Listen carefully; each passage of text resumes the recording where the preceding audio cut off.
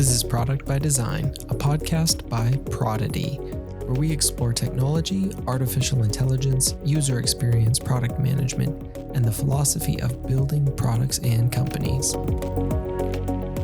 All right, welcome to another episode of Product by Design. I am Kyle, and this week we have another awesome guest with us, Evie Brockwell. Welcome to the show, Evie. Thanks. Nice to be here. It's nice to have a good chat about product. Awesome. Well, let me give you a quick intro and then you can tell us a little bit more about yourself. But Evie is a product leader who has gained valuable insights into what it was like to grow a PM career successfully. And now she's on the path to find the perfect balance between career satisfaction and life, all while consulting with huge businesses and continuing to grow in the product field. So a lot to talk about there, but before we do, why don't you tell us a little bit more about yourself? Yeah, there's a lot packed into a little bio. But yes, I do work in the product world, and I started my career working in product and working in travel. And I did that for a few years. And then after the pandemic hit, I'm sure a lot of people felt the same way. I was in a position where I wanted to take the opportunity to try and do something a little bit different with my life. So yeah, I started traveling, and quit the job that I was currently working at, which was at booking.com, and decided to start my own product consultancy, which was born out of a few conversations during the pandemic where I knew I wanted to go and do something different. And I was looking at things like coding, creating websites for people, trying to do that kind of thing. And I had a conversation with someone that kind of changed my path. And he basically said, well, you're good at what you do now, so why don't you just do that as a consultant? And I'd never really assessed that as a career option before. I didn't really know that product consultancy as an individual was something that people were doing. I'd only really seen full-time contractors. And I was like, do you know what? I'll give it a go. And it turns out there's a whole world of us out there. So it's a cool space to be in. And it means that I get to keep doing a lot of the really good product stuff with different teams. So I think the beauty of doing what I do now is that as opposed to being in the detail all the time, I typically go into organizations and work with them at a high level and assess their overall product maturity, where they've got gaps in their whole product process, where they potentially don't have the right knowledge or skill set internally, and help them fill those gaps and give them the right tools and materials that they need to be able to continue to thrive and do that themselves. That's a really, really exciting background, and I'm excited to talk more about it.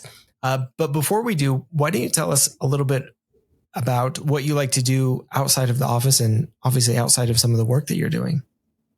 Yeah, that's another huge part of what I mentioned at the start in terms of trying to strike an overall work-life balance. And I say I'd been pretty successful. So after the end-ish of the pandemic, when we were allowed to leave the UK, I started traveling. So in September 2021. And since then, I've visited and worked from 14 different countries all over the world. So I've spent most of my time in Central America, Latin America, and been able to travel around, experience all sorts there. Everything from learning how to scuba dive, learning how to surf, through to actually being able to just go to Carnival in Rio, for example. So if anyone ever asks me what I get up to in my spare time, it's kind of those like things that are on everyone's bucket list that I've managed to tick off quite a lot over the last 2 years. That is, that's really awesome. And there's a lot of exciting things there that you were talking about with travel and with some of the things that you do outside. In your travels, is there a place that you have found to be your absolute favorite, or a place that just kind of stands out for you? Honestly, I think it's the trickiest question for me to answer because there's always so many, it depends. I would say the place that I felt most at home and most in love with overall for me was Argentina. It's absolutely beautiful. All of the places that I visited were mind-blowing. I didn't go to the beaches there, and that's what I'll always say the probably drawback to that country is, but the people are the friendliest. Obviously, the steak and wine's amazing. The hiking in Patagonia is absolutely breathtaking. So if anyone ever gets a chance to spend a bunch of time in Argentina, I would highly recommend it. That sounds good. I haven't been down to Argentina yet, but that is definitely a place that I think would be amazing to visit. So that's good to hear. You get the mountains where you are though, Kyle. Yeah, that's true. Quite a few mountains here. And I did spend a fair amount of time traveling in Brazil. So I know a lot about that country and being at Carnival and all of those things. Some of the festivities are just incredible down there. It's absolutely beautiful place as well. Well, let's, I want to dive into more of your journey, some of the things that you're working on.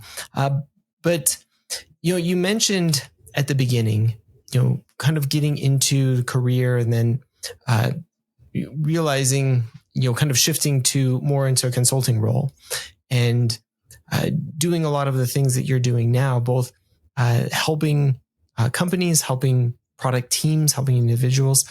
Maybe you can tell us a little bit more about that journey and some of the things that you were thinking as you were going through both, your early career and into what you're doing now. Yeah, so I would say when I started my early career, especially as a product manager, I was super, super, super ambitious. And I would still say that the same applies now. But I found that I moved through my career quite rapidly from being a first year product owner to switching companies and starting to work as a product manager at booking.com to then getting promoted to a senior product manager and overseeing several different teams and different strategic initiatives. So it was quite rapid growth. And I think anyone that's working through that product management career will know that there's slightly different skills that are needed at each level, and it also varies by organization. So I found that I was constantly going through change, which was amazing. I was growing a lot, and also learning a lot of skills about how to assess where I think my strengths are, where I think my weaknesses are, where I think I can continue to improve, where I need to fill my gaps, and spent a lot of time doing those things. And I also spent a lot of time not just doing the product management role itself, but observing where we potentially had inefficiencies or where we could potentially do something better or where our stakeholders might be experiencing pain points in our process. So I feel like the biggest transition into the consulting world is taking all of those elements where you can always assess what your strengths are and what you're good at and where you can fill gaps and being able to observe where other people are experiencing challenges and help them to overcome those. So that transition kind of the whole course has been a fairly natural one, but there's always been people that I've not needed to lean on necessarily, but I've always been a big believer in seeking for help, seeking for advice, getting feedback from different people to help me recognize and understand those areas. So yeah, I can obviously touch on a few different areas there. I know sometimes people want advice as to like how to progress their career in that kind of way or how to just handle it and balance it. So if there's anything you want to dig into, let me know. Yeah, I definitely want to dig into some of those because I think that having some of that experience, both coming from the individual contributor and the product manager role and then growing through that into, some of what you're doing now, I think that'll be extremely helpful. You mentioned, and before we get to that, you mentioned, one, doing a lot of traveling and also having worked with travel sites like booking.com. I'm interested in a couple of things there. One, did you have any key takeaways from the work that you're doing there? And two, how has, doing a lot of traveling and working for, maybe a travel company, how do those things maybe help in some of the work that you're doing, or I guess what insights do you have from that? Yeah, both great questions. In general, key takeaways for travel companies and for working in the travel world is that it's a very complex product to sell. One of the ways that I first described working in the travel industry, and obviously it depends on what you're booking, if you're just booking a local weekend away for 2 nights versus booking your annual holiday trip abroad potentially for the year, they're potentially different methods of purchasing, but it's probably one of the most expensive things that you ever spend your money on without being able to try it or really experience it beforehand. So even if you're buying a car, you can go for a test drive, and people spend so much money on holidays and only have an idea as to what it's going to be like from either what someone says to them or what they find on the internet.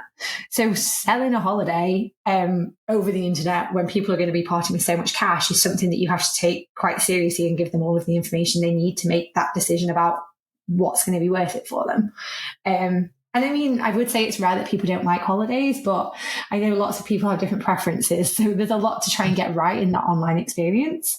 So yeah, key takeaways for a lot of the things that we would focus on is trying to provide all of these different kinds of people that have different needs, different preferences, etc., with the right information without trying to make a website overwhelming. So we'd often have conversations about the hierarchy of importance of different things, and gain learnings. For example, how many people are clicking on different things that they interact with, how many people are using different filters, just as you would with any other product. But we always needed those extra layers of what do you display to the customer when they first land on the website, and what do you hide behind different windows that people can access eventually without making that whole experience clunky. So yeah, and some other bits, like obviously things that are obviously super important to people are usually things like photos, being able to experience customer reviews, especially from customers that are similar to you, social proofing, etc., etc. So there's a few bits that are definitely, if you do this as a travel company, you'll probably do well. But there's definitely so many different things that you have to incorporate in that world. That makes a lot of sense, and definitely been some of the experience that I found as well, both consuming and working on not travel specifically, but those types of things. I'm interested, going back to kind of what you were talking about with not just working on this product in particular, but many of the products. What, as you were going through your career and as a product manager doing this, what have been some of the things that you have found to be the most helpful, both to focus on from a product perspective, but maybe also from the career perspective? What really helped you early on, and what could potentially help others as they're either early or progressing in their career? Yeah, great question. I would say that early on for me, the main thing that I was considering, and again, this is through having conversations and feedback from different people, is I thought I needed to get everything right, and I thought I needed to be able to do it all. And I had a natural strength / tendency to be less detail orientated and be more strategic orientated. And when I was starting my career, I thought that was going to be my downfall, but actually that's what you have to do more and more as you progress that product management career, is trying to get out of that detail and try and focus on the bigger picture and where you take the product and the direction next. So it really was a strength. And when you recognize those things about yourself and you see where those things exist, the important thing is to accept that and acknowledge that, but work out where you can fill those gaps. So is there someone else that can focus on the detail? You don't have to do it all yourself. So are there members of your team, whether that's engineers or someone else that works in that space, that can really help to get those things accurate for you, so you can spend your time focusing on where you really add that value? And that really helped me transition from starting off and thinking that I needed to get all of the insight and the detail to being able to move up to the next level.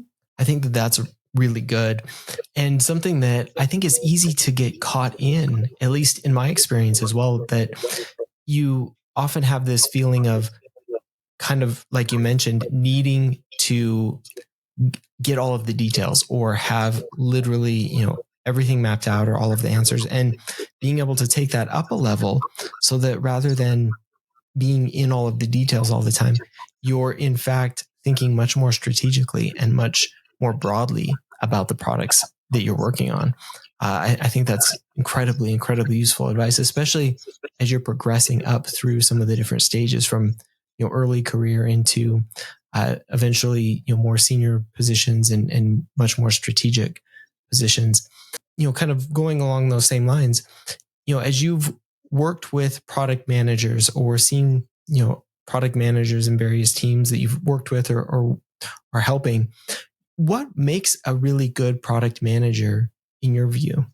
It's not even that that's a tricky question. I'm sure you've seen the same as well, that there are so many different types of product managers that exist, and being detail orientated versus strategic, being technical versus non-technical, etc. There's a place for all of those types of PMs. But I think the thing that undercuts everyone, and the thing that's important, well, maybe 3 or 4 factors, but the main ones in my mind are people that can continuously learn and reflect, because that's the whole nature of product. Whether you're learning from what your customers are telling you, whether you're learning from the data that you see on your website, whether you're learning from the way that your team works, or whether you're learning from your own experiences, that ability to apply that critical lens to everything that you're doing, constantly ask what's going well, what's not going well, what can you improve, is a vital skill, and it will help you to optimize in all of those areas that you need to optimize and to succeed in product. And then beyond that, being able to get all of those things out of your own head and work with people as a team, whether that's your immediate team, whether that's your stakeholders, whether that's your senior peers that you need to help understand the journey that your team's taking the product on. That's super important. I think a lot of people might be, not even a lot, but there's a subgroup of people that are excellent at product, but they haven't nailed that communication and bringing other people on the journey part, which means that things end up being isolated, because as we all know, product is such a team sport. I say to everyone all of the time that I'm kind of useless on my own as a product person. I can't do the designs. I can't do the code. I don't really have a skill set that's going to deliver any value. The whole value is being that person that ties all of the pieces of the puzzle together and steers the ship in the right direction. So you need to absolutely be able to do that and bring people on your journey with you. Really couldn't agree more that being able to pull all of those things together, and really there's certainly like no one specific thing that makes a great product manager, but a whole series of different things, and especially depending on kind of the context and the situation and the team, but then ultimately being able to bring all of those things together. So it's just absolutely critical. I agree. Yeah, and I think that's a great point that you just made as well, Kyle, is like, it depends on the team, it depends on the context. And I think some people will do it really well in one space, and then you still have to be able to adapt and do it really well if you transition to a different team or a new company, because you're working with people and they're all different. So yeah, checks out. Yeah, as in all things product, it definitely depends. Yeah. So I'm interested in, as product managers, as people in product, how can we find a balance as well? We've been talking a lot about the, some of the things to do and some of the important parts, but obviously there is a never ending list of things within product development in general to get done, and people to work with and things to discover. How have you found balance in both product and life? And how do you advise other product managers or other product people to also find balance and make sure that it is, not just about either the work or about one specific aspect of the work all the time, but really balancing all of these different things? Yeah. And again, it's a great question. And I think it's something that as product people, we have the tendency, because of the nature of the role, but also the nature of a lot of the people that take on that role, is that we're always wanting to do everything. And we have such an energy and an ability to want to grow things that we end up falling into that trap of overwhelm quite a lot of the time. And the things that I found really helpful were being a lot stricter on my time and my boundaries, and also reflecting on the work that I was doing. So I often got into the place where I was taking on too much, whether that was just my own personal work or what we were trying to do as a product team. And it's the same kind of principles that you apply to a lot of product management that you can apply to how you do that role. And a lot of that is on having one set area of focus. So what I would do for myself, and what we did in one of my product teams, is that we'd turn around at the start of each week and say, okay, what's our one goal for the week? What's the one thing that we want to get done that we're going to focus on 100%? And there might be other things that come up, and that's okay. You potentially have some capacity to pick those things up, as long as you are doing everything you need to do to get that one goal delivered. And that was a great principle for the team and for my own work. And then, as you would in a retro, we were doing this a bit more frequently and less of a retro. But again, I applied it to a lot of my own reflection for the week and what we do as a team, is just be really clear and honest about what went well in terms of, did we hit the goals that we set for ourselves, but also how did that feel? Did we feel like we were doing it in an authentic way? Did I feel like I enjoyed the work that I did that week? Did I feel overwhelmed? Did I feel stressed?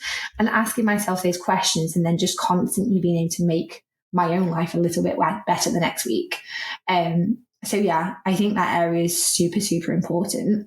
And then now the way that I look at life holistically, and I used to just be so focused on what I was doing at work.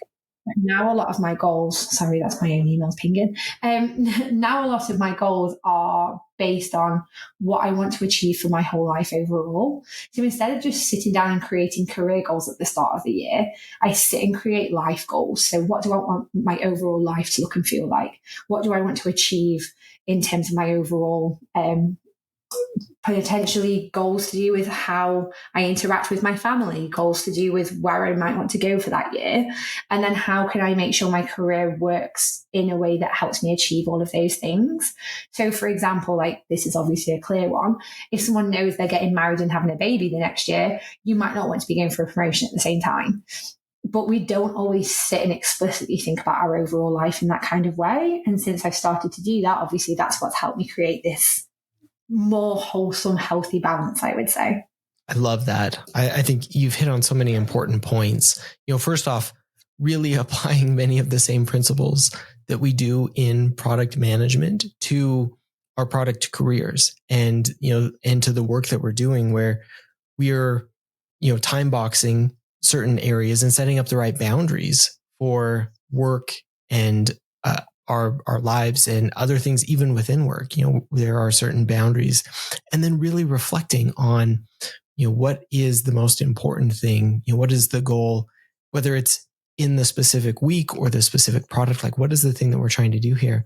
And then zooming that out to be, what is it that I'm trying to do either with my career holistically or with my life in general? And how does what I'm doing at work help drive that forward? And probably constantly reevaluating and making sure that you're on track, because lots of things change, but really having this much bigger view. And we talk about this in product, I feel like all the time, is having, the vision and then, the strategy, and then getting into the execution. And it's so easy to just constantly be executing and working and doing things without zooming out and really understanding what is the vision that I want for me or my career or my life. And then how can I best achieve that? And then what do I need to do that? And that, I think it's such great advice, and something that is probably we generally need to implement more. I know for me, being in product, it can be consuming. And a lot of the times that's because of just the personalities of those of us who are doing a lot of this work, is we want to do everything all the time, no matter what. But really being able to set up like the right boundaries and reflect on what is most important. Honestly, everything that you've just said, I'm like nodding my head vigorously because it all resonates a lot. So I want to zoom out a little bit as well in some of the work that you're doing, not just for product managers specifically, some of the things that you've done and are doing now, but for product teams and product organizations. In your work, in your consulting, and in your career, what have you found makes a really good product team or product organization? I'll start with product team and then I'll talk about product organization a little bit. But I think with product teams, a lot of the strong foundations come down to what's that team culture and that team mindset. And you need to have that mindset and those product outcomes clear in the first place. So are we outcome driven? Are we always listening to customers? Are we testing our own assumptions? Do we recognize those things? So having those mindsets, but also having the tools and techniques in place that allow you to achieve those things, usually mean that you do have an outcome focused role. You're always getting feedback, and therefore you can deliver the best product because you're always testing and learning. So it's all of those. I think the best thing about being a product-led organization is that you're following all of those principles, where you're not just taking one massive bet, you're taking a lot of small bets that prove that value over time, that allow you to take the bigger bets. So if teams are set up in that way, I think that's when they're most successful. And the way that they operate within that space, teams that I've seen perform at the highest level are the ones where they have yes, roles and responsibilities that are somewhat defined, but they can be shared and they can be collective. So everyone knows where they're trying to take that product. Everyone can make the right decisions to change the product if the code's not working in a certain way to still achieve that goal, for example. And it takes the pressure away from someone being specifically a product manager, specifically a designer, specifically someone that sits in codes. You all work as a collective to try and get to that same mission, but you might have your own specialist skill set within that space, for example. So yeah, that's my thoughts on teams. And then at an organizational level, and I know this is something that I was writing an article on product strategy the other day, and I came across some of your work, Kyle, just through my Google searches. So that was really cool. So I know that you're keen on a lot of this stuff as well. But I think at an organizational level, it's being able to take that whole step back at a product level and have a really clear vision and direction. Know exactly what those big bets are that you might want to take and why, and setting your teams and your structures up in the right way that align the right people around those goals to allow the teams to achieve that. And I talk about those at slightly different levels, at that organizational level and that team level. But for those teams to be autonomous and be empowered and be able to drive outcomes and listen to customers, that's all well and good, but they need to be doing that in the right direction, which is where the whole organizational strategy piece comes in. So if you can get those two pieces of the puzzle right, and also look at things that are top down from those elements of the organizational point of view, but they still taking feedback from the teams, and the teams can do this stuff, get that feedback from customers, get that insight and be able to feed that back and have that constant communication between the two. That's for me, like what the optimal product world looks like. I definitely agree. And that's awesome that kind of the take that you have on that. One, on something that we talk about a lot, being outcome focused and really constantly testing and learning and understanding, kind of like you mentioned, it's not about, one massive big bet, but a lot of small bets and these constant iterations of being better and really shifting the focus from, maybe in at least in my experience, from being very feature or output driven into, again, what are the things that we're trying to achieve, and not just the list of features that we're necessarily trying to put out into the world, regardless of whether they add value or whether they drive the outcomes that we're trying to achieve or not. As you've worked with organizations, I'm interested in maybe some of the most common issues that you've seen or struggles that you've seen, whether that's in organizations broadly or within product teams and product organizations. Yeah, I think one of the key ones is the point you were just making about so many teams still having the tendency to be output driven. And I was lucky enough to work at booking.com, where I'd say it was the closest that I've seen any organization that I've worked with be towards that whole continuum that I spoke about, where we're doing things in an outcome-led way. We're taking the right bets. We've got a strategy and seeing that done properly. And then I work with other organizations now that might have some pieces of that pie. They might be really good at testing and learning and experimenting, but they are scrambling together to find something to test and learn and experiment on because they don't have a strategy.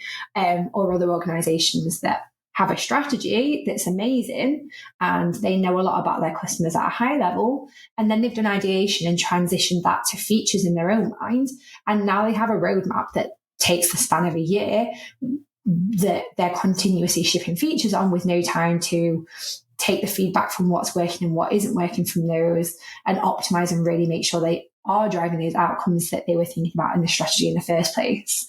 So there's often one element of that spectrum that's missing, which is cool. It's good if people have one area that they need to focus on. But yeah, whether it's usually either there's no strategy or there's no ability to use data to get feedback and insight and take that forwards.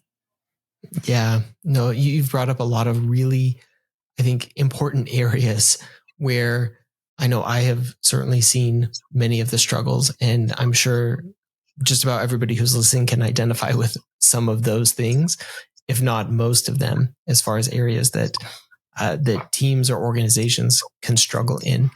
So as you work with a lot of different teams, a lot of different companies, how how do you go about addressing some of these, key issues or key areas that may be struggles, and really shift teams or companies into, a more product centric type of environment where, they're able to address some of these issues and grow into maybe some better principles and better practices?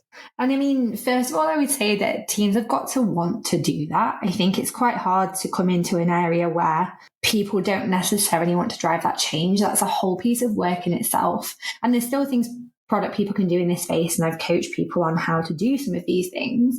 But if people don't have that mindset or don't see the value in doing things that are product led, it takes a while to build that data and build that evidence and showcase why you're going to get better results from doing so. But if people already have that buy-in, then it's a case of identifying where in that process people currently have gaps and understanding why those gaps exist. So, for example, if the gap exists in strategy, it's often because people are too scared to make the bets and say, this is where we think we want to focus, or they don't have the right insight, or sometimes it's just that they've never thought about it. So depending on what the reason is as to why that doesn't exist, obviously you need to solve that problem in a slightly different way. And it's the same down the data end of it. It might be that actually the data is rubbish and you need someone to come in and sort it out as a data architect, or it might just be that that the product people don't know how to speak to customers, for example. So it's often a case of there's something missing, whether that's a skill set or a tool or just the conversation hasn't been had yet. You mentioned putting together product strategies and product roadmaps and some of these other important things that we talk a lot about. In your experience, what makes a good product strategy, a good product roadmap? And what are some of the things that you either look for in identifying those, or kind of help teams and help product managers and product organizations focus on when they're creating these strategies and roadmaps and other things? So on the strategy piece, a lot of that is around really having that longer term vision, which I think some businesses don't have in the first place. Having the North Star metrics, so knowing exactly what success looks like to you as a business and how you're able to measure that is super important. And then being able to have those explicit conversations on what those big bets are that you want to take as a business. So which mountains do companies want to scale and where do they want to put their focus? And if you can get those things down on paper and be really explicit about what that doesn't mean. And with strategy, I think people have the tendency to just make it all encompassing still. So we are going to focus on our customers. And it's like, well, that's not quite enough, because anything you do as a business will hopefully focus on your customers. So it's like, specifically what audience? In which market do they sit in? What do you mean by focus on them? Is it that you want them to be buying more of your product? Is it that you want to increase repeat customers? Like, getting more specific on exactly what it is that you want to focus on to help grow your business, which has to come with understanding your customers, understanding the market, understanding where you might want to go longer term, is crucial to creating a good strategy. So yeah, it needs to be not too generic. It needs to be specific enough, and it needs to be focused enough. So if companies have more than 5 strategic pillars, for example, when you get to the product team level, you're still fighting because you're trying to achieve 10 different things and there's not enough resource to do so. So getting those parts right are crucial. And then translating that down to more of a roadmap level is a case of getting the teams to understand truly what those goals are, being able to map up to that North Star metric and understand what outcomes you can deliver that are going to help you achieve that. And then being able to create roadmaps that are less specific. So less like, we're going to ship X feature by X date, and more around being outcome led. So being able to say, yeah, we're focusing on this outcome right now, and therefore we know that we have these hypotheses and these tactics that should solve that hypotheses, and we're going to focus on that for the next quarter. that might mean at the end of this quarter that we're making really good progress towards that outcome, and we can still see that there's potential to drive that even further. So we'll have a conversation to say, should we keep working on that or move on to the next outcome that we might focus on? And this is the hardest part, right?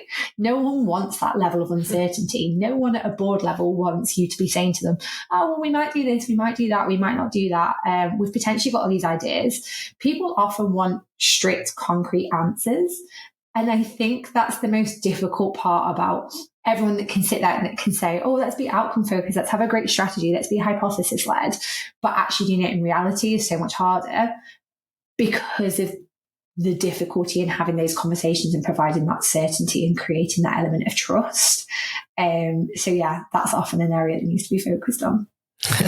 You've hit on a couple of things that I absolutely love. And, this first one, the one that we were just talking about is, I think such an interesting one because, in my experience, and it sounds like in yours too, you often, as you're creating roadmaps, get a lot of buy-in, especially from, the product team on, being more outcome focused and really, wanting to drive value rather than simply deliver features. And, that change has typically been, at least for me, an important change as you shift that focus, but also probably like the easier one to make.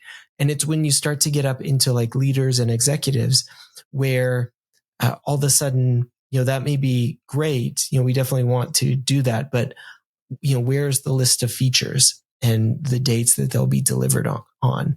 And so shifting that focus outside of the product team to, we're not just, there is some amount of uncertainty because, we're not just creating lists of features with dates attached to them that we're going to deliver. It's much more about the value that we're trying to create and the outcomes for the business and our customers that we want to drive. And there may be any number of features that can do that. And so we don't want to commit to a year's worth of features because that really could end up defeating the purpose of, delivering on some of the value that we want to do. So I'm curious from your perspective, how have you approached some of those conversations within the product team, but then as you start to get up into higher level executives to maybe embrace a little bit of uncertainty in order to have the flexibility to create the right outcomes for the business and for users? Yeah, and honestly, it is the biggest challenge. And I'd say I've taken mostly a twofold approach. So, for example, if there's a business that is so set on, well, we want to know what features are getting delivered. It's like, okay, that's cool, but can we talk about the outcomes that we're also expecting to achieve from those features? So trying to change that conversation, even if a list of features exists, to be more outcome-led, and then have those conversations and feedback and say, well, we delivered this feature, we wanted to achieve this outcome, and this thing did or this thing didn't, helps people to see over time why those features might not be that applicable. And it also helps them to have that conversation in reverse to say, well, yeah, we thought we really wanted that feature, but actually now that you're asking us about outcomes, that isn't creating an outcome that leads to our overall strategy. So you've still got that clear list there, but you're starting to have that conversation. And then if you approach it from the other point of view, where you try and take the features all the way away altogether and start with the outcomes, which again, it all depends on how brought in people are to this and where they're at in their journey. But if you're switching to be more outcome led, but people still want some certainty, it's creating that roadmap that basically says like, outcome number 1 is X. And within that, we have these 3 hypotheses. And within each of those, we have these 3 potential tactics. And the further out you go in terms of your roadmap and your product thinking, the more vague some of that becomes, because you obviously don't want to invest all of your time up front to define each level of detail there when you don't know what you might move on to. And often that still provides enough certainty of people knowing that you have a plan and you have options without needing to be specific to say, we're definitely going to do this one, and this one. But it's finding that balance about how much work do you put into that upfront planning and those conversations that potentially stops you from actually just going and doing the work and testing and learning. But it's a crucial balance to strike. Yeah, I think you've hit on some really important points. striking that balance, and then not necessarily shifting the conversation wholesale away from what people are used to, but using those features, for example, like, yeah, we have this number of features, but let's take it up a level and talk about what we think these things will do and why we're working on them. And let's shift the focus a little bit away from, it's just these 3 features over the next 2 months to here's the outcome that we want to drive with them. And let's focus, yes, we're going to deliver these things, but let's focus a little bit more on what we think they're going to do and beginning to shift that conversation in order to eventually get to the point where it's not always a feature-led or a feature-driven conversation with whether it's product team or executives, but it's much more about what are the problems that we're trying to solve and then the outcomes we're trying to achieve. You also mentioned too the idea of having multiple pillars, and I found that one you brought up some memories for me in that the more strategic pillars that you have, whether as an organization or a product team or at whatever level, the more difficult it becomes to actually focus on any one thing, because at least I found that anything that anybody could want could fit into, one of 5 different strategic pillars for the business or for an organization. Mm-hmm. And so you start to lose a lot of the value because rather than focusing, having too many strategic options out there means that just about anything goes, at least in my experience. So how have you approached that and maybe helped focus rather than, allow for, here's our 5 pillars, and within those pillars, there's, a dozen different things that you can do. And all of a sudden, like, it's pretty much, there is no focus. Yeah, exactly. And then it kind of defeats the point in the strategy in the first place. And it's like an easy cop out, like, oh, we have a strategy, but we're still not quite achieving what we thought we would. So yeah, that is often an issue. And again, like, the how to address this and having those conversations and trying to prove that out and showcase that to people. Sometimes people need to fail and need to see that everything's chaos and nothing's getting done still to then shift and pivot. But once people realize that and people know they want to be more focused, you have a simple option, which is taking those 5 pillars and saying, well, out of these 5, what's the most important thing for us? And it might be that something's more important to deliver within the next year because a certain market is booming or a competitor's moving in a certain way. And therefore, that's the first thing that needs to be focused on. So you move more from this like holistic strategy into more of this planning mode to say, okay, well, out of those 5 things, this one's going to deliver the most impact and the most value now. And therefore, we should focus on this. And then what really helps, and this is a step that I think a lot of product organizations miss, which is where they end up in this difficult situation where they've got a strategy and the teams are doing things on the ground and no one can quite tell how those things are syncing up, is aligning the product teams in the organization to be focused on those strategic pillars. So say you have 3, for example, and one of them heavily involves sales because you're launching a new product to market. You can set up product teams and you can change the structure of the organization to collaborate around that one pillar. And by doing that and thinking about the capacity in the teams that you have, you're then stopping teams from fighting on priorities because someone's a dependency on someone else. And you're actually aligning people around those key pillars and objectives. And then that might change in a year's time, but you've still focused the organization in a way that's set up to really deliver the value on the things that you care about. And often that's hard because people don't want to go through change and people don't want to have those explicit conversations about what's more important, or politically, internally, someone might have different opinions. But sometimes it's then a case of trying that and trying to move in a certain direction, and you can always pivot. So like I say, and as with everything in product, like we said earlier, it depends. And I don't think any of this is necessarily easy. But I think it's something that a lot more mature product organizations are trying to move towards. Yeah, I think you're absolutely right.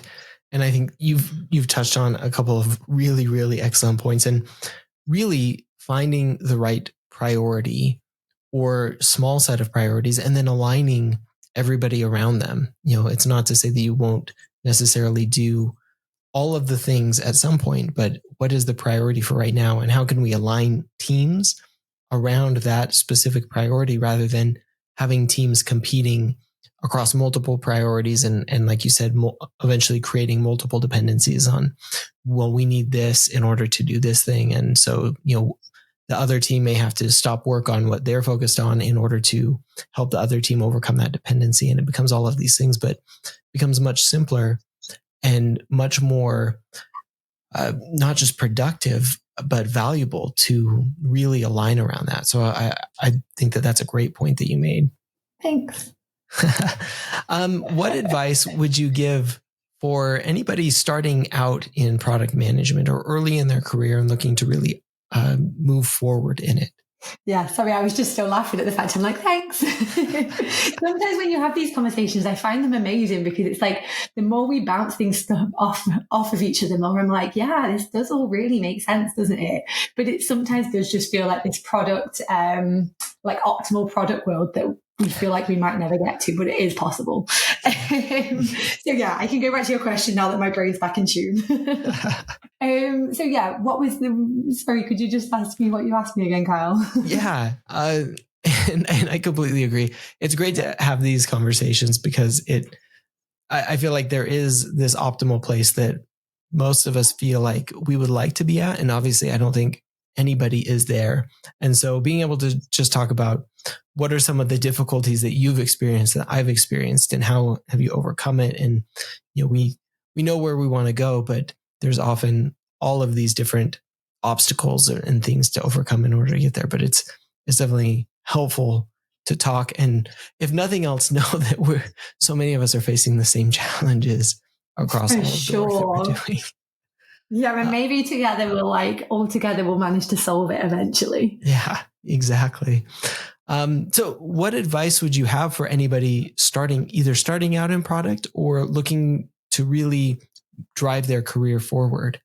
I think the key thing is to take that time to try different things and reflect and understand where you thrive and where you don't want to focus.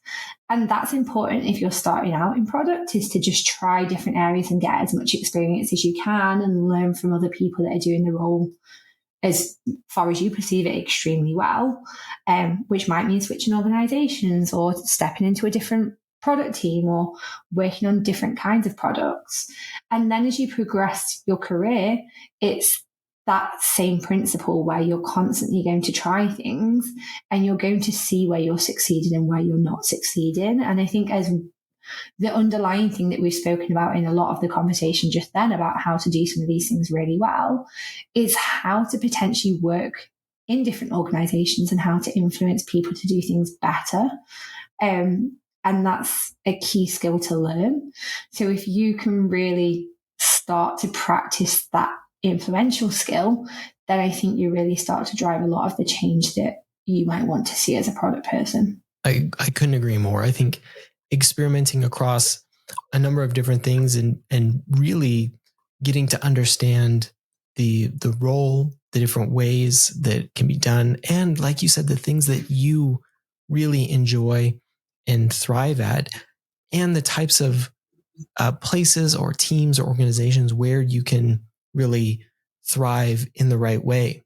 Because not every person is meant to do the same type of work or really thrives in certain types of environment, but can really thrive in others. And so really broadly understanding it, trying out a lot of different things, and then getting to understand where it makes the most sense that you can add value, I think is so important. Evie, with that, this has been an absolutely amazing conversation. I'm interested if there's any final thoughts that you have on anything that we talked about or maybe didn't get a chance to talk about. No, I really think we touched on so many deep and really helpful subjects. So yeah, nothing new to add there, but thank you for probing and asking the questions and giving me all of your insights as well, because I found this super, super insightful and it's given me a lot of clarity and really helped for both of us, I think, to bounce off each other and really go, yeah, this is how things should be done well. We know it already, but it's just touching, like you say, on those difficulties sometimes and why we don't necessarily do those things and what we can do about that, which is really helpful. Yeah, absolutely. Well, I've got two kind of final questions. for you that are a little bit more casual. But before we kind of wrap things up, where can people find out more about you, about what you're working on, and potentially get in contact with you if they're interested in more? Yeah, so the best place to visit at the moment is my LinkedIn profile. So you can find me as Evie Brockwell. I would say I'm currently redoing my website, but that's been the case for about a year. So I won't make any promises there. So yeah, stick to LinkedIn. It's where you can get the most up-to-date information. Perfect. Well, we'll put the links in the show notes as well. So Evie, I'm interested as we kind of wrap things up. If you have read or watched or listened to anything particularly interesting recently that you'd like to share. And this can be product related, but it doesn't have to be. So just open it wide up for anything. Cool. Yeah, I mean, the book that I've been reading the most recently is a book called Breaking the Habit of Being Yourself. And I would say it's a super interesting book because it's trying to put some science behind the fact that we can provide the energy and create and manifest our own outcomes in life. And I'm not sure how far along this spectrum I believe these things, but I definitely believe there's a power in really taking that time to focus on what it is that you want and setting those outcomes for yourself and visualizing it and believing in it and allowing that to happen. Because I think often we self-sabotage or we're too scared or we haven't really even spent the time to really focus and think about what we want. So how much the universe is making stuff happen for us versus how much our brains are then in tune and aligned or doing things, I think is an interesting debate. So it's a super interesting book from that point of view, but it's all about rewiring your brain and breaking some of those habits where you might have previously looked at things from a negative lens and allow you to change and do things in a more positive way in the future. So not necessarily strictly about work. It's a lot about life in general, but I think it can apply to both. So yeah, it's a bit of a heavy read, but it's a good one. That's really good. I'll have to check that one out myself, and we'll also put a link, some links in the show notes. And I guess final question, if there are any products that you have been using and enjoying or maybe not enjoying recently, it could be physical product or digital product. Oh, yeah, sometimes I forget about the physical lens when we say the word product, and I'm sure that's how most people see it. No, the one that I'm really enjoying using again at the moment, and I say again because I took a little break from it, is the yoga app, which used to be called Down Dog, and it's now just yoga, I think. But if you search for it, it's probably Down Dog. But it's such a good app because basically you get to tailor exactly how you want to program your yoga workout. So whether that's for 20 minutes or if you want it to be 5 or if you want it to be an hour, the level you're at, the type of yoga you want to do, whether you want to skip a warm up, if you just want to stretch. And it's all powered in a way that it then pulls, you can choose the music, the voice, and it's all powered in a way where you can watch someone do this live practice with you. So it feels like you're being guided properly through a whole yoga setup, but in a way that's super dynamic. So yeah, that one is super, super, super cool. That's great. I'll have to check that one out as well. I love the idea of being able to really personalize and tailor those types of things for you, because everybody's at such different levels and you need different things at different times. So I love that. The personalization, I think, is just so great, and being able to do that in a variety of different places. But it sounds like this one is definitely getting it right. So that definitely have to check that out as well. Yeah. Yeah, I mean, it is. And it's obviously personalization is something that people have been talking about for ages, but the extent to which they've managed this is pretty impressive. So it's definitely a good one to have a look at. Awesome. Well, Evie, this has been an amazing conversation, and appreciate all of your insights and loved chatting about all of the different product topics and the variety of things, because it obviously resonates with me and you as well. And I'm sure many of the people who will be listening. So really appreciate all of your insight, and it was an absolutely great discussion. Thanks, Kyle. Me too. It was great to be on. And I think there were some really great questions and a lot of great takes Awesome. that you have on it. So it's been super helpful. Yeah. Well, thank you again. And thank you everyone for listening. We'll talk again next time. Thanks again for listening. If you like the show, be sure to follow or subscribe on your favorite podcast app. You can follow the show on TikTok at prodigy.co. and on Twitter at ProdityCo. You can also follow me on both of those platforms at Kyle Larry Evans. If you want more product conversation, check out my newsletter Prodity at prodity.co. You can also follow me on Medium at Kyle Larry Evans, or check out my Medium publication Prodity. Of course, you can check out all these links in the show notes.